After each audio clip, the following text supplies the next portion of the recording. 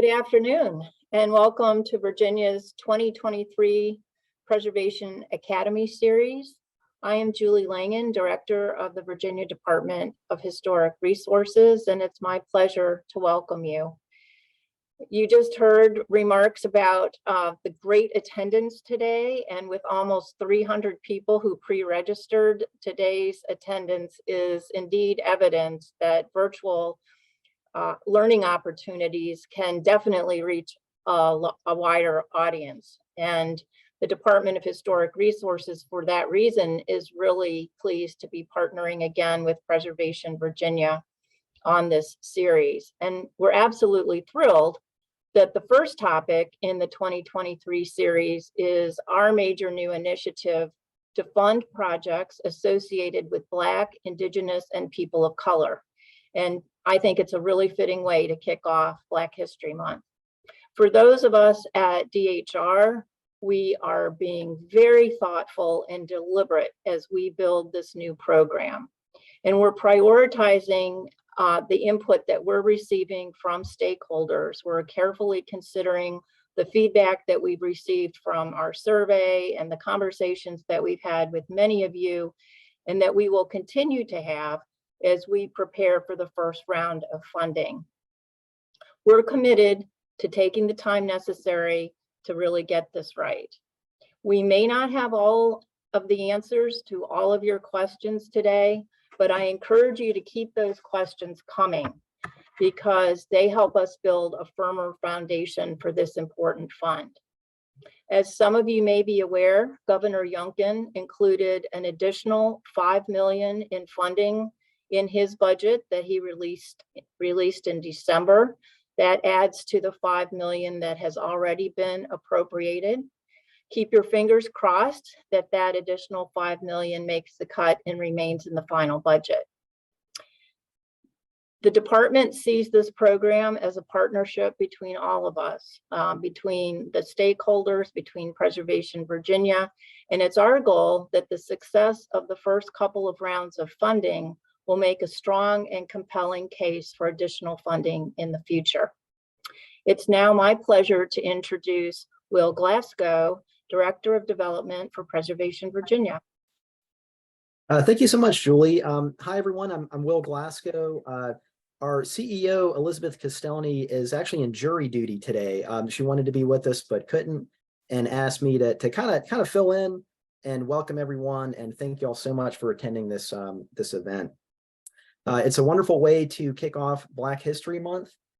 We have about 300 folks registered, which is, I think it's a record for a Preservation Virginia webinar. So we're really thrilled about that. And thanks everyone for joining us.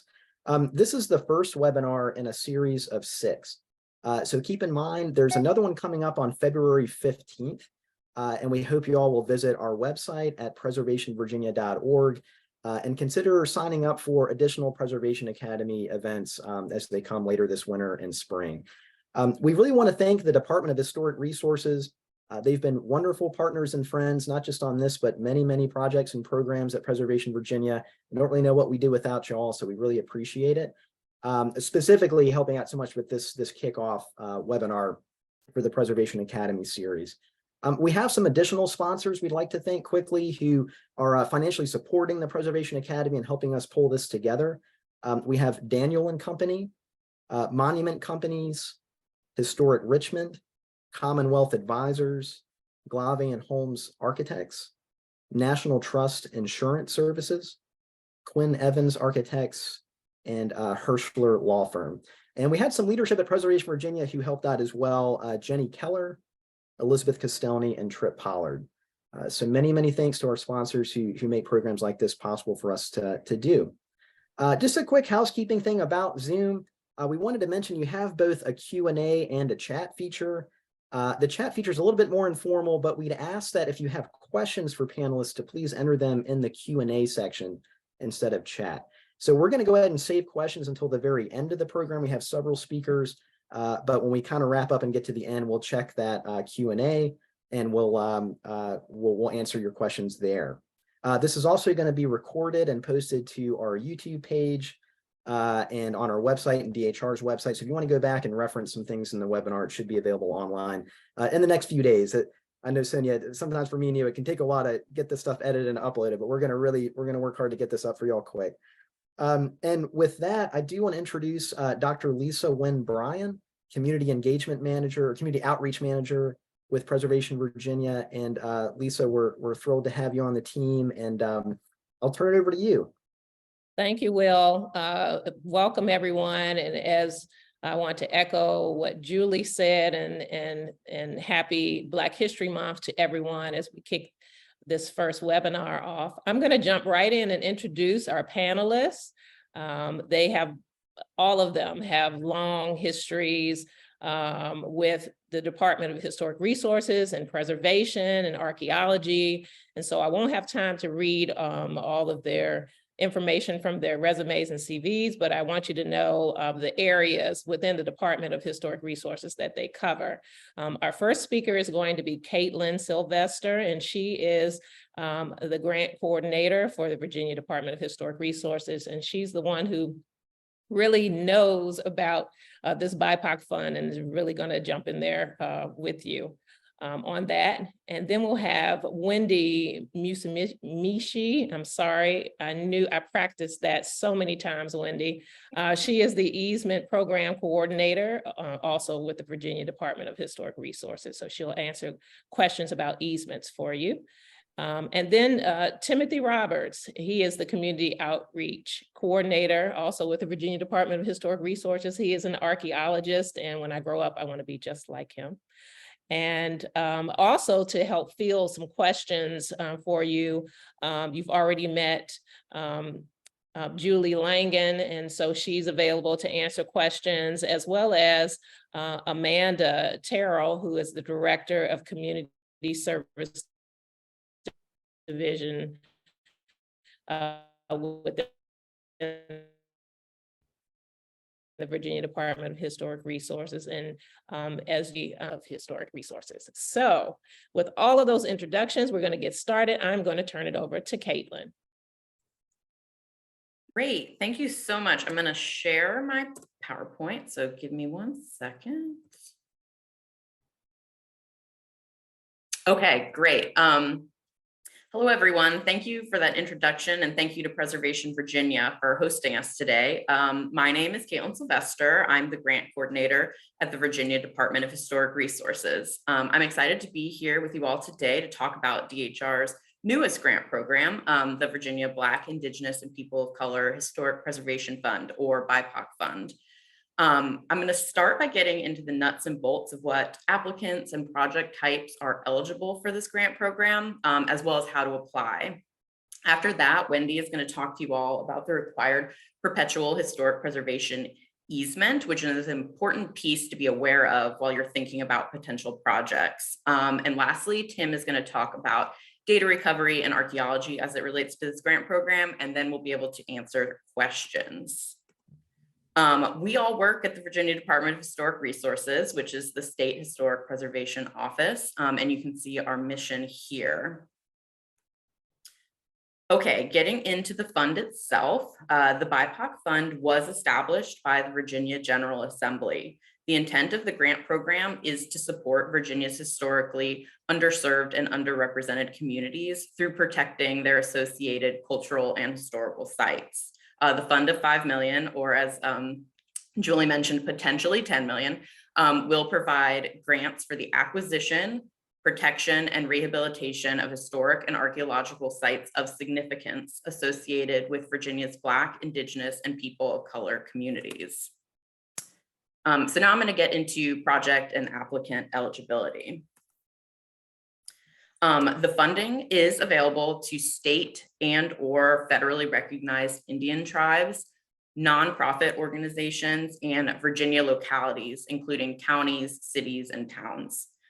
Federal government entities, commercial and for-profit owners, and individuals are not eligible applicants. The applicant either needs to be the owner of the project property or be able to submit a letter of support from the property owner. The funding The funding can support 3 types of projects on any cultural or historical property associated with Virginia's BIPOC communities. These project types are rehabilitation or stabilization of real property, which would be something like repairs to a building, purchase of a property, or protective interest in a property. Protective interest would be an easement, and data recovery, such as an archaeological investigation. A few examples of eligible projects could include, but certainly not limited to, the reacquisition of tribal lands, rehabilitation of a historic school building, repairs at a cemetery, or an archaeological study. Project properties must be listed in the Virginia Landmarks Register and/or the National Register of Historic Places, or determined eligible for those listings by DHR. If the resource has not yet been evaluated for eligibility, we do have a process to have that eligibility determined. And we are encouraging folks to please contact DHR to get that process started, as it needs to be done before the full application is submitted. If your property has not already been determined eligible for the National Register, you will need to complete a short form, which is called the Preliminary Information Form, and it outlines the history of the property and why it's significant. I am also happy to look up a property to check on the eligibility status and to send people in the right direction if they still need an eligibility determination. And my contact information is at the end of the slideshow. And I'm also happy to answer all sorts of other questions in my email as well. All eligible project applicants must request between $50,000 and $1 million. Applicants can apply for more than one project, but awards per applicant cannot exceed $1 million in total. All project work must also follow the Secretary of Interior standards. These are a set of standards that were developed to guide the treatment of historic buildings as well as archaeological projects. And more information and links to those standards will be included in the grant manual, which we will release along with the application, and information on that can also be found online. One of the really important pieces of the program is that all grant recipients must convey a perpetual historic preservation and open space easement to the Virginia Board of Historic Resources. An easement is a form of property protection that runs with the property deed in perpetuity and restricts certain activities and modifications to a property. Again, Wendy is going to talk much more about that in a few minutes.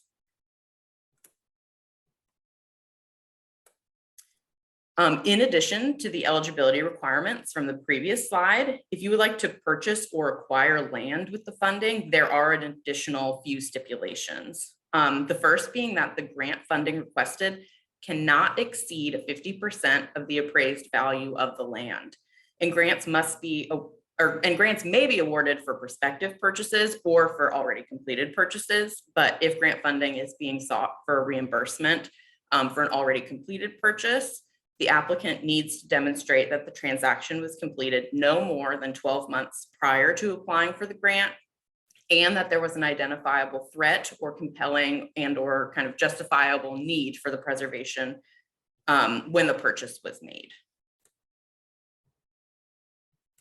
Here's a list of eligible project costs that can be covered by the grant and can be included in grant budgets. This list is not completely exhaustive, so let me know if you have questions about eligible costs later on. This includes things like architectural and engineering plans and drawings, project and/or finance management, in case your organization would like to contract out for project management or an accountant. Archaeological contractor and the materials associated with that, costs associated with land acquisition, and the costs for recording the required easement, which Wendy will mention. And then also ineligible costs. Similarly to the eligible costs, this list is not exhaustive. Ineligible costs include architectural survey projects for the sole purpose of listing an individual historic resource or district on the National Register of Historic Places. This would potentially be allowable if it was part of a larger construction, land acquisition, or archaeological project.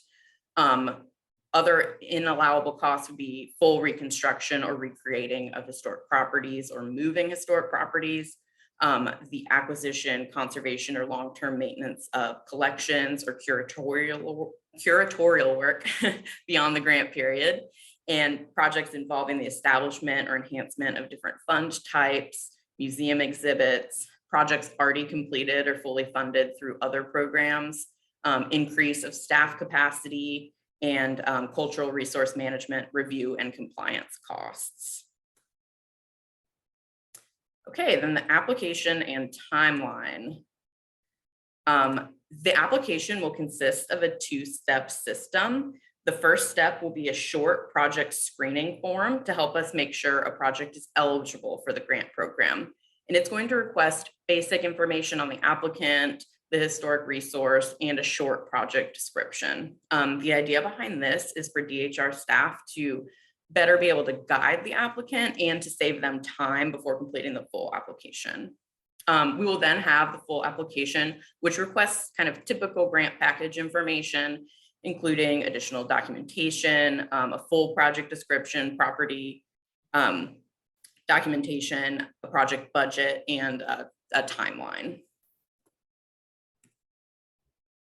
The funding is going to be awarded in a series of rounds. The first round of funding, DHR is going to give priority to projects that are shovel ready with a firm budget and tangible results, and projects that are fully aware of the property protection requirements of the perpetual historic preservation easement. The intent is to quickly begin grant funded work for the first round of projects, to then be able to better assist second round applicants with more complex or less developed projects. This will also give DHR a longer period of time to reach communities across the state who may be interested in funding. We are going to have a panel of outside experts and stakeholders to review the applications and make award recommendations. And then the award recommendations will then finally be brought to the Virginia Board of Historic Resources for final approval.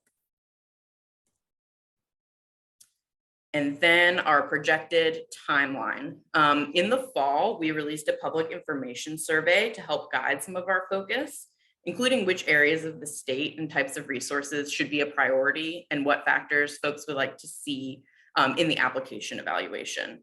While every effort will be made to incorporate recommendations from this survey, we are tied to the requirements in the bill. The survey will be open for the foreseeable future, and we see these grant funds evolving and would like to get as much input as possible. Anyone is welcome to respond to the survey. It's not restricted just to people who would like to apply for funds. And the survey is on the grants webpage, which I believe will be shared with you shortly.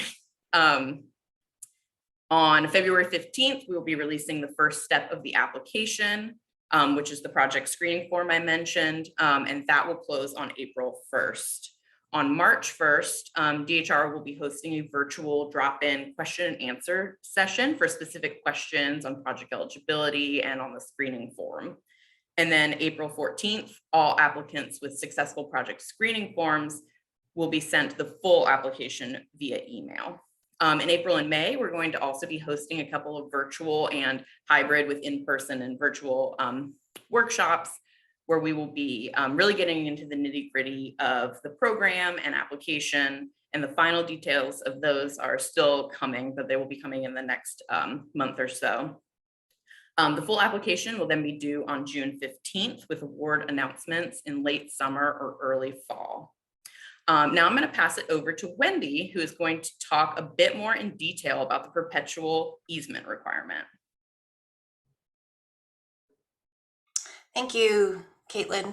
Again, my name is Wendy, and I am the Easement Program Coordinator at the Virginia Department of Historic Resources. I will be speaking today about DHR's Historic Preservation Easement Program and how it relates to the BIPOC Fund. As I go through the presentation, you will notice some of the photos have identifying labels, and I just wanted to point out that these are, the photos with labels are easement properties that are administered by the Department of Historic Resources. My colleague Caitlin discussed the legislation that created the BIPOC Preservation Fund. She talked about the types of eligible projects and applicants, as well as the criteria associated with award of grants from the fund. I'm going to specifically focus on Section F of the legislation, and we refer to this provision as the easement requirement. While I do intend to talk more in depth about what an easement is, I first want to outline the BIPOC fund easement requirements. Section F states that any recipient of a grant from the fund shall convey a perpetual easement to the Virginia Board of Historic Resources. The purpose of the easement is to preserve the historic, architectural, or archaeological aspects of the property by placing restrictions on its use and development. The legislation also contemplates easement holders other than the Board of Historic Resources. This provision allows for another easement holder under certain conditions if DHR reviews the terms of the easement to ensure it accomplishes perpetual preservation of the property. The holder must also demonstrate to DHR that it has the capacity and the expertise to manage and enforce the terms of the easement. So, what is an easement? We have a really large audience today, I'm sure with a wide variety of backgrounds and knowledge about easements. So bear with me, I do want to take a little bit of time to explain what an easement is and what it does.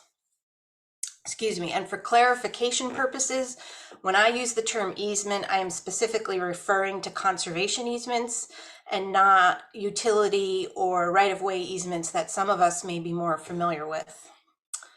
What is an easement? An easement is a legal agreement between a landholder and an easement holding organization, such as a land trust or a government agency. The easement protects specific conservation values on a property. It is recorded among the land records for the applicable locality. To give you a sense of what this looks like, the image on the left of the screen is the first page of a recorded deed of historic preservation and open space easement. Through the easement, a property owner transfers some of the rights associated with fee ownership to the easement holding organization, while still retaining the essential ownership interest in their property.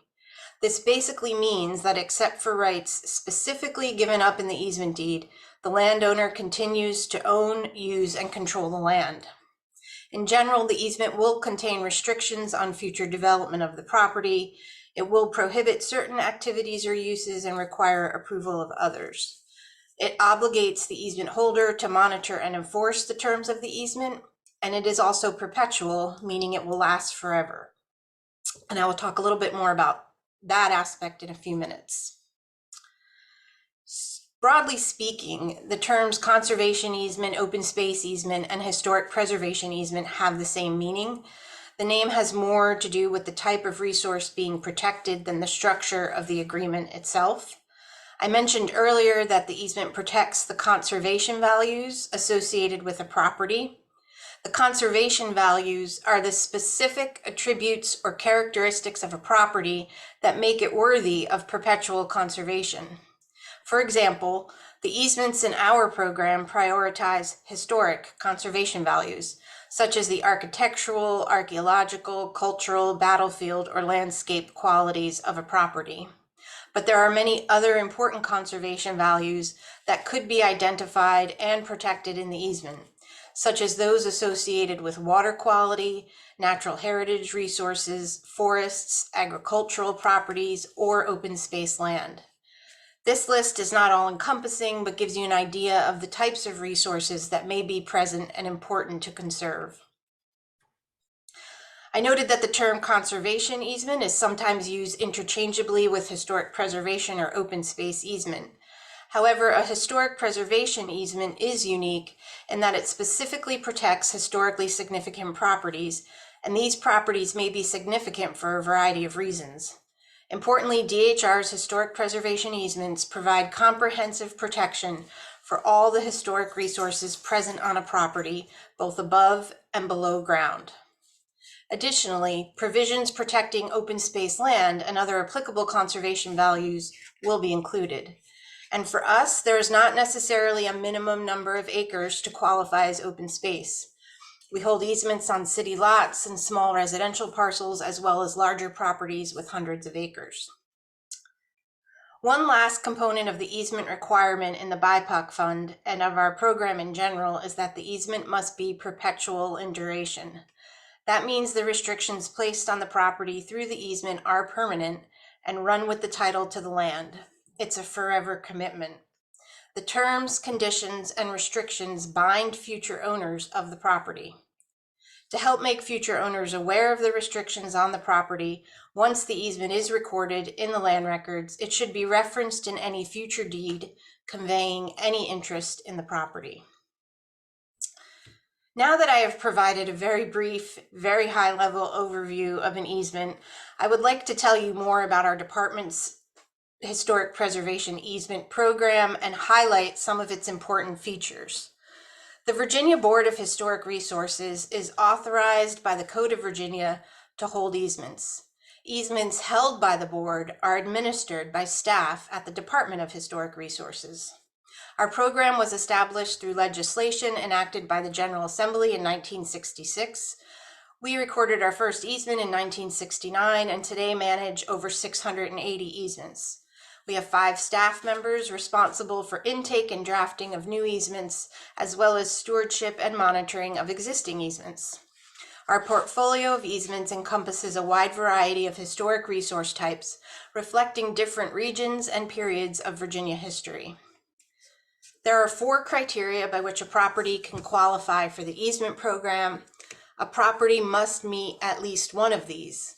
It can be individually listed on the Virginia Landmarks Register. It can be designated as a contributing resource to a historic district listed on the Virginia Landmarks Register.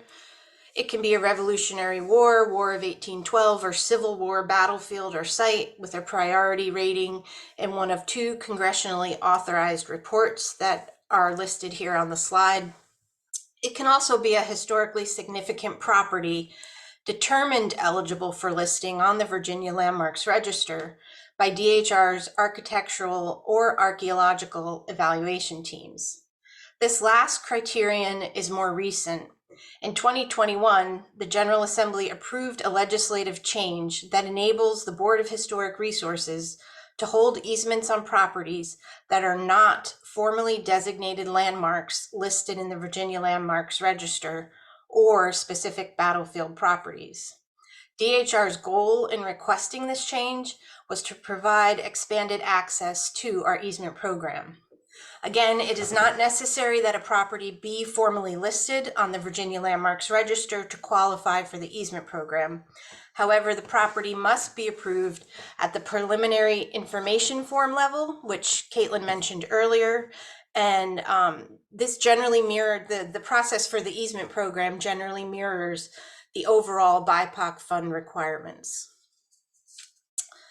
The structure of the easement will follow a standard template that will be modified based on the conditions of and resources present on a given property. However, there are some basic provisions and restrictions that will be applicable to most properties, and particularly for historic resource protection. The easement will identify the historic buildings, structures, sites, and features present. It will affirmatively state that the historic resources must be maintained in their existing condition or better. The easement requires prior review and approval of alterations to the exterior of historic buildings and structures, as well as historically significant interior features and spaces. It does not prohibit new additions, changes, and adaptations of historic buildings and structures for new uses. The easement requires prior review of alterations to the historic landscape, of new construction to protect the historic setting, and ground disturbing activities to protect archaeological sites. The easement may require the owner to obtain a professional archaeological survey for certain ground disturbing activities. It also prohibits relic hunting or looting for artifacts. The context of a site is a critical component of professional archaeological survey. However, relic hunting or looting, which is shown on the photo to the left, is done for the purpose of removing artifacts from the ground without proper documentation and examination of context. Cemetery maintenance provisions will also be included as applicable. The easement will also identify all the non-historic resources present on the property. It will include provisions related to forest management, riparian buffers for water quality, and agricultural resource management as applicable. It prohibits mining or extraction of mineral resources. Subdivision may be limited or prohibited, and new construction, as well as the overall collective footprint. The easement requires physical public access a minimum of 2 days per year, subject to reasonable restrictions. It permits regular monitoring site visits by DHR easement program staff to assess current conditions relative to the individual easement terms and provisions. Administrative provisions generally include the process for seeking approval of proposed alterations and the standards by which the projects are reviewed, amendment or assignment of the easement, and enforcement of the easement terms. I want to emphasize that this is just a summary of the easement terms. It's not necessarily comprehensive, and all of the terms I've outlined today may not necessarily be applicable to every property. If you are considering applying for a BIPOC grant, we encourage you to contact DHR's easement staff, and we will provide you with a copy of our standard easement template and address any questions you may have. There are also due diligence items that will be required as part of the easement donation process. This includes a completed application form with current photographs, title commitment with a chain of title that goes back to 1940, a title insurance policy ensuring the Board of Historic Resources, a boundary survey of the subject property, information about existing encumbrances or liens, and proof of liability insurance. Normally, there is a $500 application fee, but that fee will be waived for BIPOC grant recipients. As I mentioned, there will be expenses associated with conveying the easement. However, many of these are eligible costs under the BIPOC fund. Costs associated with the acquisition of real property or with the acquisition of an easement are eligible costs. So expenditures for items such as appraisals, environmental site reports, surveys, title searches, title insurance, and closing costs are all eligible expenses. When planning your BIPOC application, remember to include these items in your grant budget. Next, I want to present a very quick overview of the easement application review process. I also want to note that it is not necessary to submit an easement application before you are awarded any BIPOC grant funds. However, we just wanted to make you aware of the general process. Once an easement application is received by DHR, staff will notify the owner and the easement offer is placed on a meeting agenda of DHR's Easement Acceptance Committee. This is an internal committee comprised primarily of division directors. The committee reviews applications in a two-step process. A completed application is presented at the first meeting, during which the committee will consider whether the property meets the basic criteria for the program, as well as the historic significance of the property. The committee will also determine what additional information is required to fully evaluate the proposed easement and what issues must be addressed before making a formal recommendation to the Board of Historic Resources concerning acceptance of the easement. Pending receipt of additional information and resolution of all identified issues, the committee will reconsider the proposed easement at a second meeting, at which the committee may make a formal recommendation concerning acceptance to the board. Staff presents the committee's recommendation with any conditions for approval to the board at one of its quarterly meetings. Following board approval, the easement is drafted and negotiated, legal reviews are completed, and a staff site visit is made to compile necessary baseline documentation. While our goal is to comprehensively protect all historic resources on a property, we understand this also needs to be balanced with the owner's needs and intentions for future stewardship. We want to clearly communicate the easement program requirements as early in the process as possible.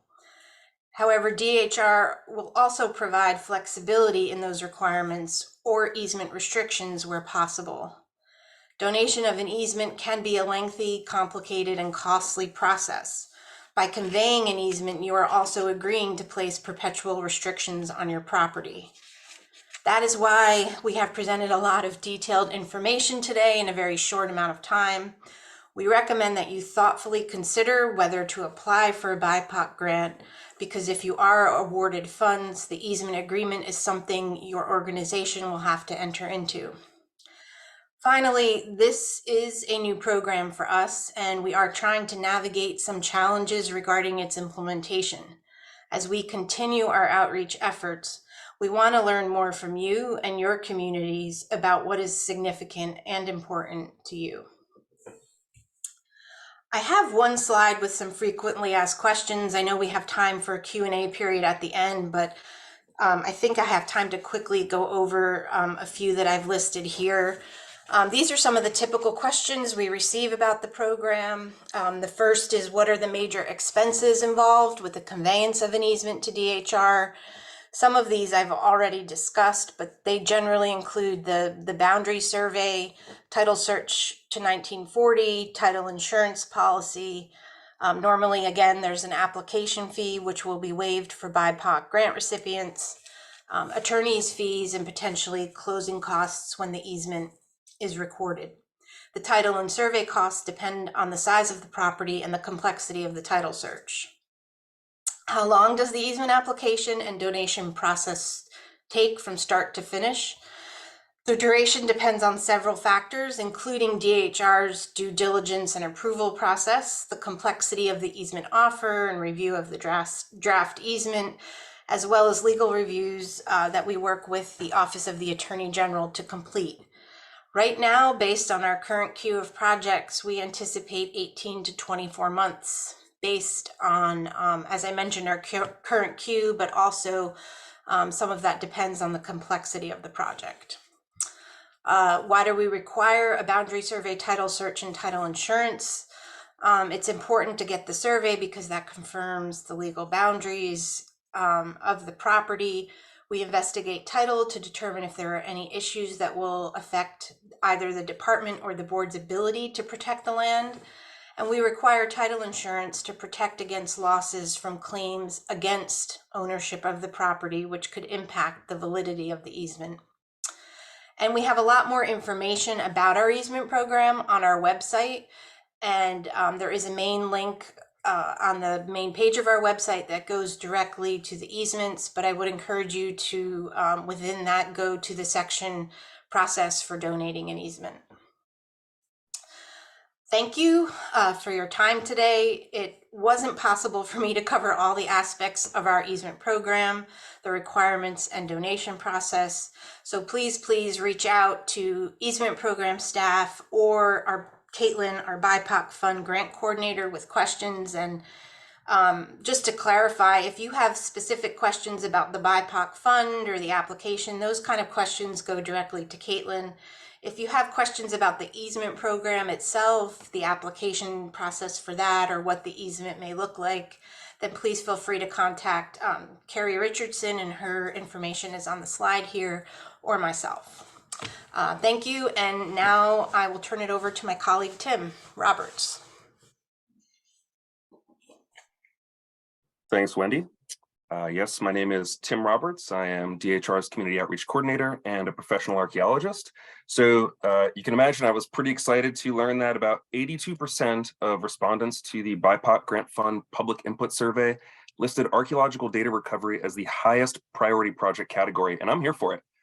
But before we break out the shovels and sunscreen, let's start by asking, what is data recovery?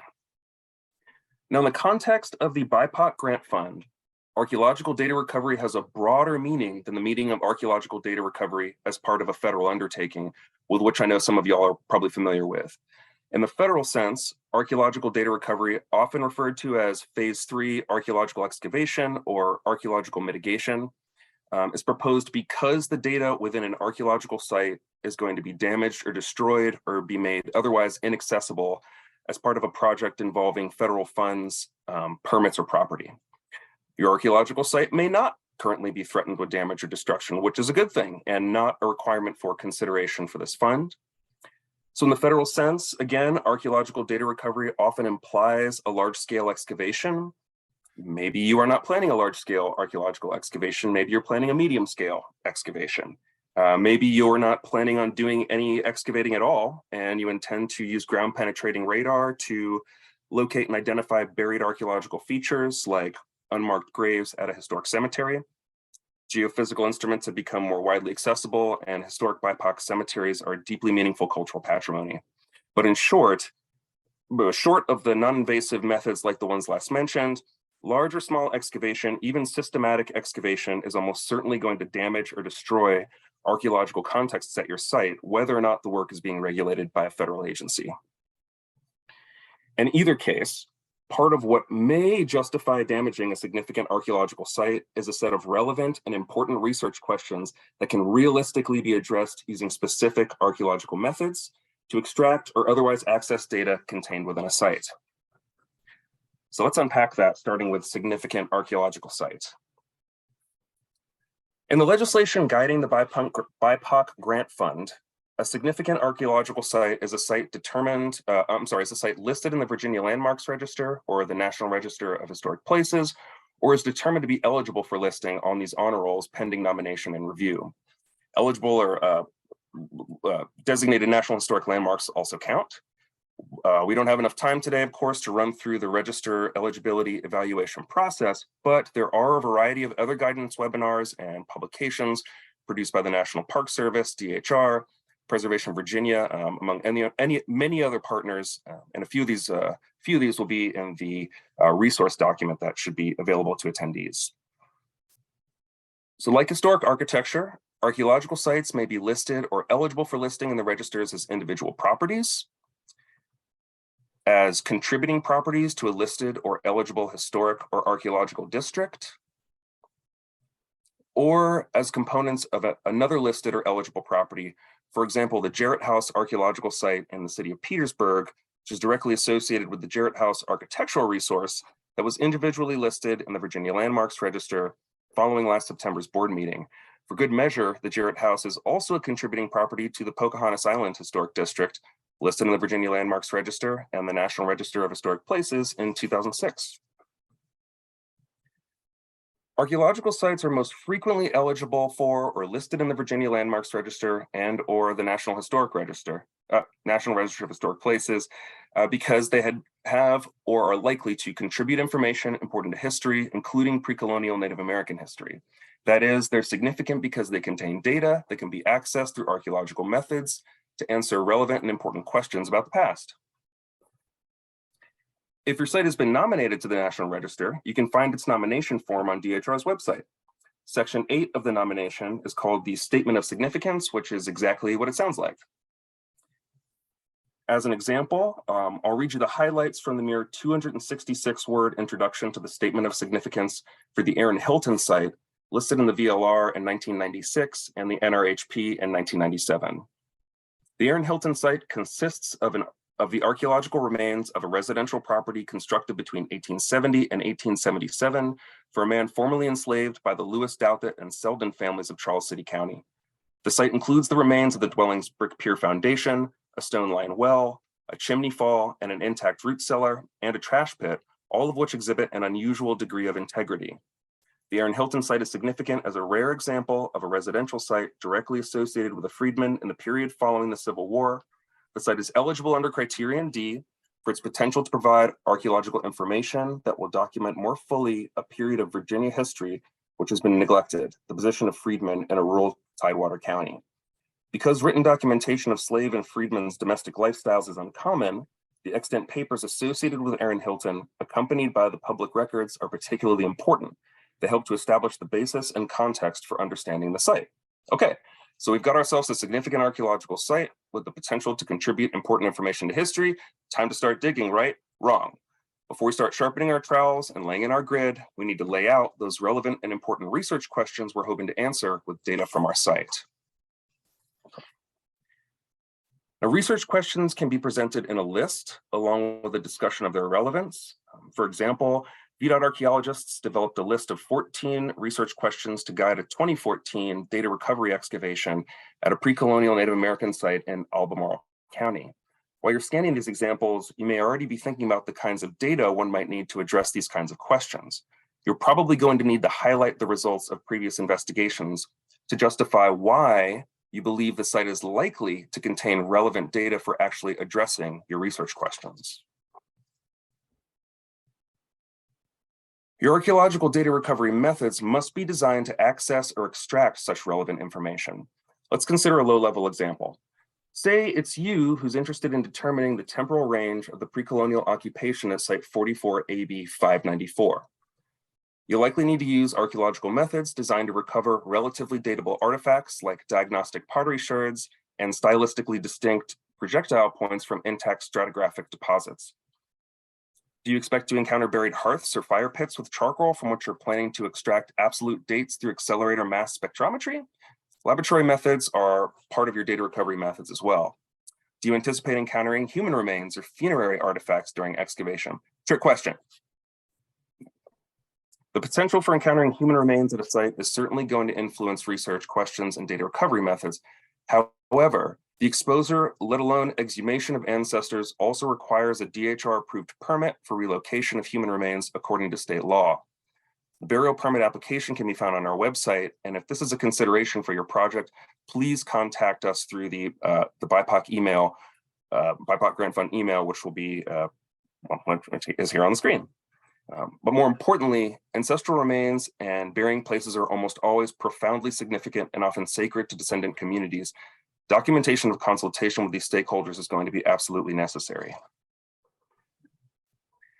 This is a good time to reference two of the basic principles from the Federal Advisory Council on Historic Preservation's recommended approach for consultation on recovery of significant information from archaeological sites. The first of these is that not all information about the past is equally important. Therefore, not all archaeological sites are equally important for research purposes. And second, an archaeological site may have important values for living communities and cultural descendants, in addition to its significance as a resource for learning about the past. Its appropriate treatment depends on its research significance weighed against these other public values. Respect these principles and keep them top of mind while you identify and consult with your project stakeholders and assess your project's feasibility. Remember that living communities might hold sacred sites other than burying grounds and have important values for archaeological contexts other than graves. Okay, before things get too technical, please remember that BIPOC grant-funded archaeological investigations must follow the Secretary of Interior standards. That means that archaeological investigations must be conducted by or under the direct supervision of an archaeologist that meets the Secretary's professional qualification standards, which define the minimum education and experience required to perform identification, evaluation, registration, and treatment activities. If you haven't already, I would encourage you to seek guidance from a professional archaeologist. These individuals will be familiar with archaeological recovery methods, the kinds of data different methods are likely to produce, and what kinds of research questions might be addressed by that data. They should also be familiar with and have a record of abiding by the ethics espoused by the preservation community, including the above guidance from the ACHP. Okay, this seems like a lot. But there's good news. On page 53 of DHR's guidelines for conducting historic resources in Virginia provides an already established framework for compiling the information agency and external reviewers are going to need to evaluate your BIPOC grant fund application for archaeological data recovery. It's called a data recovery plan and consists of 7 prompts that can be conceptually divided into 3 sections as shown on the screen here. An archaeological data recovery plan is not required for the step 1 screening form that'll be released in a couple weeks. Of course, if you happen to already have a data recovery plan, please feel free to submit it to the agency or consult with us. Regardless, the information contained in a data recovery plan, as outlined by DHR, will provide the agency and outside reviewers, as well as your project stakeholders and the larger interested public, with the pertinent information for reviewing your proposal, understanding the significance of your site, the foundations for your expected results, and relevance and achievability of your goals, and how you intend to keep everybody up to speed on your exciting and important contribution to the history and legacy of Virginia's Black, Indigenous, and people of color. So thank you, and I will return it to future archaeologist, Dr. Lisa Wynn Bryan. Thank you, Tim. There are so many questions. I guess we can just all take a deep breath. There's so much information. This was very, very robust, and we won't be able to get to all of the questions today, but we're going to try our best to answer as many as we can. for the next 15 minutes. If you all can hang in there with us for the next 15 minutes, we'll try and answer as many of these questions as we can. I do want you to know that the PowerPoint will be available on DHR's website and Preservation Virginia's website. So we'll have an opportunity to send links, many of the links that were referred to during the presentation. We'll send those out to you as well. So we'll have an opportunity to answer. There's no way we could encompass all of the aspects of this BIPOC fund, but it's exciting to know everything that's happening and to just kind of hear what the direction that this fund is going. So Caitlin, a lot of the questions are for you. And I'm sure your colleagues will be able to chime in where needed, but I'm going to start with some questions that are directly for you. Many of the questions pertain to the applicant type and the type of project and eligibility. So I'll start with this first one. Does the organization have to pay the vendor first and then be reimbursed? So we are still working through what the funds disbursement is going to look like, but the short answer of that is no. It will be it will not be a reimbursement. We will be able to forward funds to folks on kind of a segmented basis before they need to pay the vendor. Okay, thank you. For properties deemed eligible with the PIF, can the NR nomination costs be funded by the grant?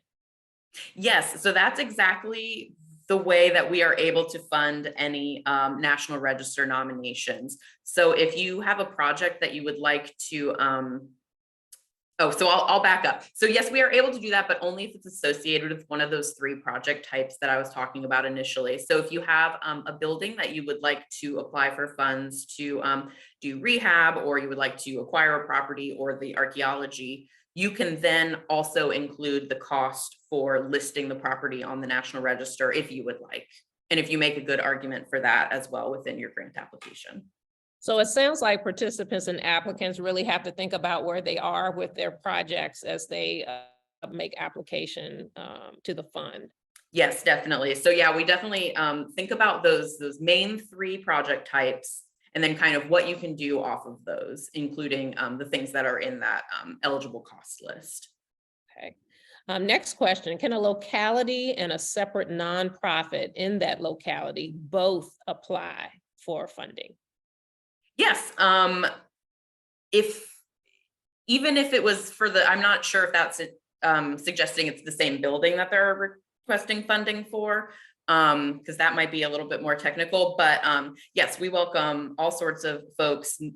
Many folks from the same locality can all apply, even if it's the locality and like 4 different nonprofits for all sorts of different projects. Definitely apply. That's good to know. Are state entities eligible, state parks, regional authorities? That is actually not something that I know the answer to right now, because I know that we were saying Virginia localities. I'm not sure, Wendy, did you have?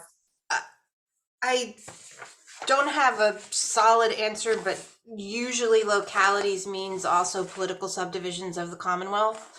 We can look into that. We can follow up on that, and whomever asked that, we can get back to them with a solid answer on that. Okay. Yes, definitely. And Caitlin, they were talking about applicants and a second application with a project, but can a project receive more than one BIPOC grant? For instance, can a grant be obtained for initial stabilization and then receive a subsequent grant? Yes, they can apply for different rounds of funding. So if they want to apply in the first round for like a stabilization, and then in the second round, they have more work they would like to do on the property that they now feel prepared and ready to work on. Yes, yeah, they can apply for more rounds of funding. Okay. And this is an interesting question. In final determination of who gets awarded funding, are there certain ranking factors that make an application more competitive, such as fund matching by the locality, or can a project currently under construction qualify? So we are still currently working on what our application review is going to look like. But as I mentioned, that our main review is going to be done by outside panelists, and we are not requiring a match. You can certainly provide, mostly match in kind is what we are looking for, but that match is not required, and it's not going to be something that really bumps an application up. But oh yes, for a project that construction has already begun, we would be able to fund future work. So if they're like doing the roof right now and they would like to do the rest of the building, we can fund, you know, that portion. Okay, thank you. I have a couple more questions for you, Caitlin. If our BIPOC grant resources is a historic Black burial site that is already a contributing resource to our Virginia eligible Union Hill Rural Historic District, would we create a PIF for this resource as a standalone eligible site? Caitlin, if I can. Yeah, I'll let you go for it. I answered that question online just now. I was trying to type answers to some of these.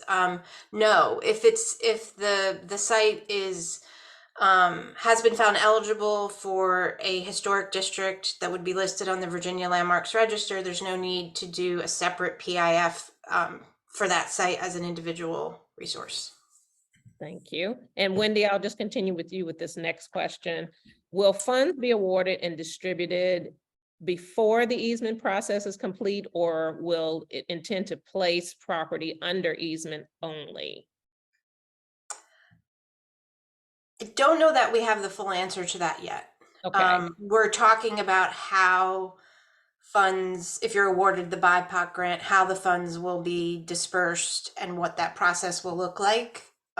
So I don't know that we have a solid answer to that yet. Okay.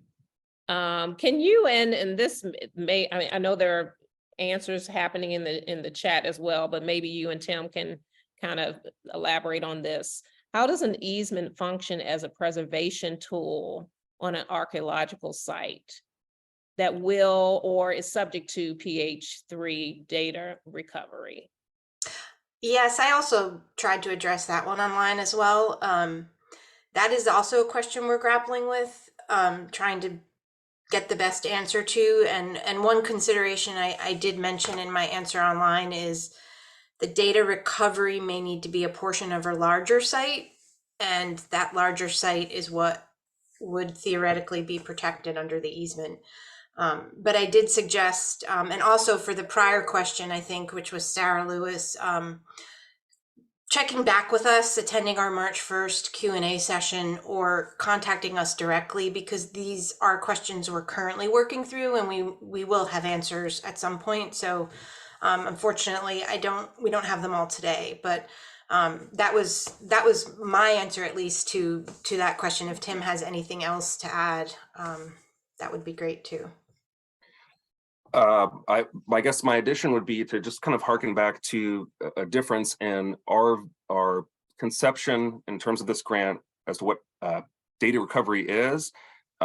Just as Wendy said, you know, the complete destruction of a site through excavation is going to completely remove its eligibility for listing in the National Register. And so then it would no longer be eligible as an easement. So a component of a site, but again, it's really needs to be driven by the research questions. You know, it's not about sort of what is there, but these are specific and relevant, and conceivably the methods that you choose are going to be specifically focused on responding to those questions. Okay. Thank you. Gosh, you really have to think about, I mean, it seems like a very intricate process. And so really thinking about your organization, I'm sure everyone has many questions floating through your mind about your specific project and your specific organization.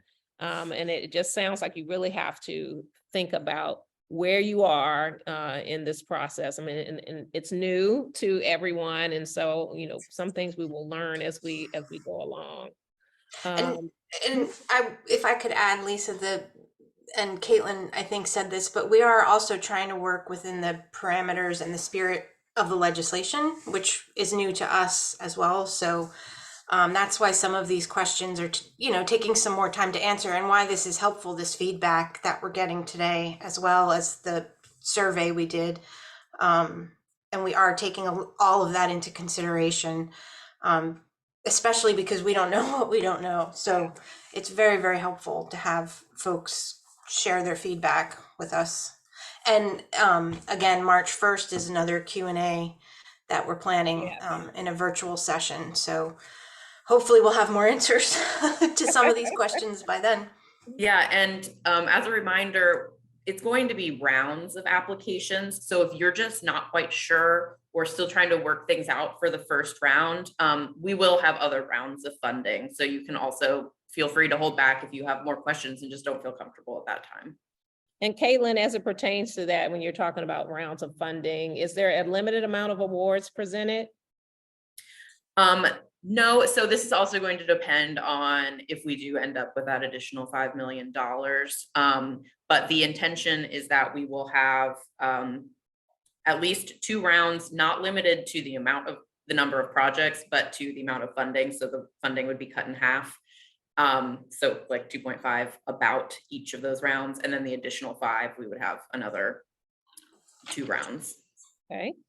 Few more questions. Caitlin, are tribal structures that are on the National Historic Register eligible if they are located on land that has been placed into federal trust? I would believe so. Yes, because they'd be owned by, that would be something, actually, that's another great question that we could look into, because if they're held by federal trust and the federal, we're not able to grant to federal groups. I don't know if Wendy or Tim, you have any other thoughts on that, but I'm going to look into that because that's a great question. And I can get back to folks about it. We have to check with council on that. And I know we are aware that some are held in trust with the Bureau of Land Management and a whole title in other ways. So that particular question, yeah, we need to follow up on that as well. Yeah, and thanks so much for that. Yeah, bringing up things like this helps us to know what other questions to ask. Yeah. So is it fair to say that if you're further along in the development, you'll be awarded first, or those? So our first round of projects, yeah, we are. We're going to give priority to projects that are kind of more shovel ready. So that can mean a lot of different things. So such as you are, about ready to purchase a property, you already know all of the construction that you're going to be doing on a property, or you're all set up kind of with ideas of research questions and data recovery plan for an archaeological survey. So yeah, we're prioritizing those kind of already ready projects for the first round. So then the second round, we're really able to assist folks with more complex projects, kind of with questions like are being brought up today. So yeah, that's how we've structured it at the moment. Okay, one more question. Will grant recipients be distributed throughout the state, or is it just based on the scoring? Like only one project per region, or? So we're still working on the like what our application review is, but we do foresee it being based on the merit review, though we would like to also see that be throughout the state. But that is something that once we release kind of our evaluation scoring for the reviews as well, that will be included in that. Okay, well, look, we are at the close of we've exceeded our hour. And I would love to hear just if everyone would take like a minute to just kind of recap or share something that, if we could take something away from your portion of the presentation, what is that one thing that you'd like to reiterate before we close out? And I'll go to you, Caitlin. Sure. Yeah.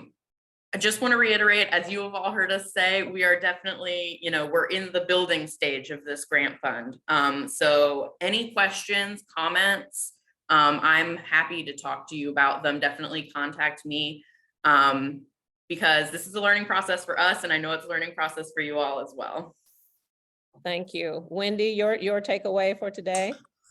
The perpetual easement requirement can be a bit tricky and complicated. And as I mentioned toward the end of my presentation, we really would like to be flexible where we can. So if anyone sees opportunities or areas where we may be able to do that, we're happy to consider it, knowing that this is a sort of complex process. Thank you. And Tim, my archaeologist friend. I'm going to read to y'all again the comment from the ACHP. An archaeological site may have important values for living communities and cultural descendants. In addition to its significance as a resource for learning about the past, its appropriate treatment depends on its research significance weighed against these public values, real living people with real personal connections to this cultural patrimony. I just want to bring up the fact that this is a question that showed up in the chat very quickly. Archaeological resources are not restricted in these contexts, right, to archaeological data recovery. If your project has the potential to impact buried archaeological resources, known or unknown, you should consider that during your application, because those sorts of costs for identifying and ideally minimizing or avoiding those impacts are conceivably eligible costs, even if you're looking at putting in a water line and various construction for your historic resource. So thank you. Lisa, I don't know if you know this answer, or maybe Sonia, but for the questions we weren't able to address, I see in the Q&A, is there any way we're going to be able to do that after the presentation, or how does that work? Yeah, so we are going to provide resources to everyone that's listed on our attendance list today, and even those who weren't able to attend. We're going to provide that. So we are going to have to respond to these questions and distribute them out to everyone. So the questions are fascinating, and we need to take some time to do that. So thank you to everyone who participated today. I am going to turn this over to Sonia Ingram. Sonia is responsible for pulling all of these academies together, and this was our first one for this season. So as the Associate Director, she's a Preservation Field Services. Sonia, would you close us out? Thank you, Lisa. And I just want to thank everyone again for attending the webinar. Thank all of our great panelists from DHR. And I also wanted to give a quick shout out to Dr. Lisa Wynn Bryant's students who attended this webinar today. And to answer your question, yes, a document with all the contact information and all the answered questions, as well as the link to the recording, will be sent to everyone. Again, we encourage you to take a look at our upcoming webinars, and I'll put that link in the chat again. And with that, I will end the webinar, but thank you all so much.